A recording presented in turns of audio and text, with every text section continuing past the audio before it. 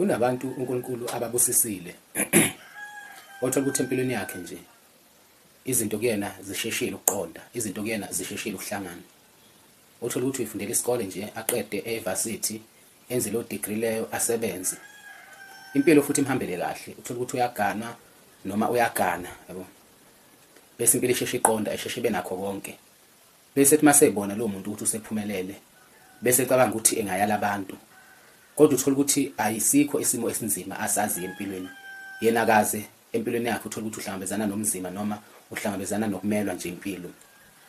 Uthola ukuthi uyena osezohamba egxeka izimo zabantu. Ethi hayi umuntu ongasebenzi njengoba engawufuni umsebenzi. Uthola ukuthi hayi umuntu nje uyena osuke evilapha. Uthola ukuthi isikhathi uzothi mase kufika iminyaka ethile kusefanele ngabe usuganiwe noma usuganile, yabo. Uthola ukuthi zonke lezo zinto lezo aka-understand, yabona. And futhi ayikho into engenza ukuthi lo muntu e-understand ngoba zonke lezi zimo akhuluma ngazo akazazi. Omunye uthola ukuthi usaphilelwa abazali noma usenoyise, uthola ukuthi noma ethatha umfazi, uthola ukuthi uyalotsholelwa.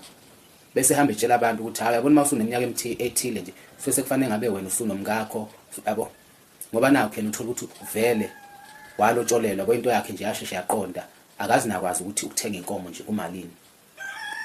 Angisho ukuthi nginomona nabantu abasuke bekuleso simo noma abanaleyo nhlahla, kodwa engeke ngikunyanye kakhulu ukuthi labo bantu labo bayathanda ukuthi bebe abantu abaneyalo, yabona. Iyalo akusize izokuthi zikhishwe umuntu ongakaze ehuzuke empilweni. Iyalo sifanele zikhishwe umuntu obaziyo umzima, umuntu eke yambhedela impilo, hayi umuntu nje ovele yamqondela impilo. Lento kufana nokuthi uma umuntu into ethile usunayo, usucabanga ukuthi abantu abathile mabengenawo benza ngamabomu, noma mhlawumbe abantu abathile mabengenayo ingenxa yokuthi ingqondo yabo abayisebenzisi bavilapha. Isimo esinjalo asikho. Mawufuna ungabi nesicaqo nje empilweni, wayegwema lento okuhambe unikane iyalo.